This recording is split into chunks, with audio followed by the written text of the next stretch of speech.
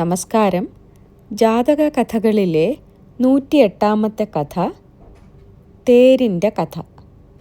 ഒരാൾ തേരോടിച്ചു വരികയായിരുന്നു.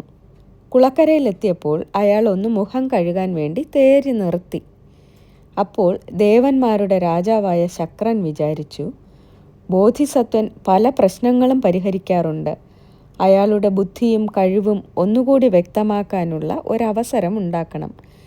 ഇപ്പോൾ അതിന് പറ്റിയ സമയമാണ്.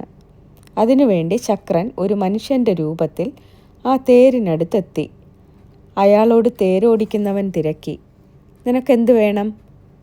ഞാൻ അങ്ങയെ സേവിക്കാൻ ആഗ്രഹിക്കുന്നു.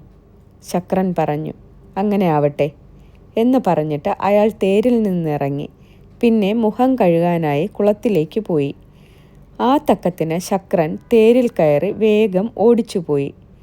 തേരിരുളുന്ന ഒച്ച കേട്ട് ഉടമസ്ഥൻ കുളത്തിൽ നിന്ന് കയറി തേരിന് പുറകെ ഓടി. അയാൾ വിളിച്ചു പറഞ്ഞു, നിർത്തൂ നിർത്തൂ, നിങ്ങളെൻ്റെ തേരെവിടെ കൊണ്ടുപോകുന്നു? അത് കേട്ട് ശക്രൻ പറഞ്ഞു, നിങ്ങളുടെ തേരോ? ഇതെൻ്റെ തേരാണ്. അവർ തമ്മിൽ തേരിൻ്റെ ഉടമസ്ഥതയെക്കുറിച്ച് വഴക്കായി. അവസാനം അവർ ആ തേരുമായി ബോധിസത്വൻ്റെ അടുത്തെത്തി.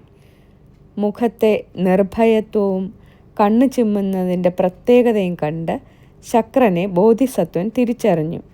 എങ്കിലും അത് ഭാവിച്ചില്ല. ബോധിസത്വൻ രണ്ടുപേരുടെയും അവകാശവാദങ്ങൾ കേട്ടു. എന്നിട്ട് പറഞ്ഞു, തേരോടിക്കാൻ ഞാൻ ഒരാളെ ഏർപ്പാട് ചെയ്യാം. അയാൾ തേരോടിക്കുമ്പോൾ നിങ്ങൾ രണ്ടുപേരും തേരിൻ്റെ പുറകിൽ പിടിച്ചുകൊണ്ട് ഓടണം. അവർ തേരിൻ്റെ പുറകിൽ പിടിച്ചുകൊണ്ട് ഓടി. കുറച്ചു ദൂരം ഓടിയപ്പോൾ ഉടമസ്ഥൻ ക്ഷീണിച്ചു, പിടിവിട്ടു. അയാൾ കിതച്ച് വിയർത്ത് തിരിച്ചു വന്നു. എന്നാൽ ശക്രൻ തേര് പോയ അത്രയും ദൂരവും തിരിച്ചും അതിൽ പിടിച്ചുകൊണ്ട് തന്നെ ഓടി. തിരിച്ചു വന്നപ്പോൾ ഒട്ടും വിയർപ്പില്ല, ക്ഷീണവുമില്ല, കിതപ്പുമില്ല. അപ്പോൾ ബോധിസത്വൻ പറഞ്ഞു, ഇതാ ഈ ഓടി ക്ഷീണിച്ച മനുഷ്യനാണ് തേരിൻ്റെ ഉടമ.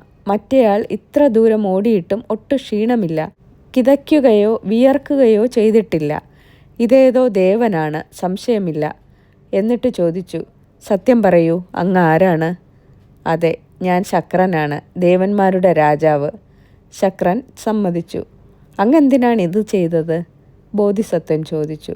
അപ്പോൾ ശക്രൻ പറഞ്ഞു, അങ്ങയുടെ ബുദ്ധിവൈഭവത്തിൻ്റെ കീർത്തി പരത്തുന്നതിനാണ് ഞാൻ വന്നത്. എന്നിട്ട് ശക്രൻ ആകാശത്തിലേക്കുയർന്ന് ബോധിസത്വനെ പ്രകീർത്തിച്ചിട്ട് മറഞ്ഞു. ഇതും രാജാവ് അറിഞ്ഞു. അപ്പോഴും ബോധിസത്വനെ വിളിക്കുന്നതിൽ നിന്ന് സേനകൻ രാജാവിനെ വിലക്കി. നന്ദി.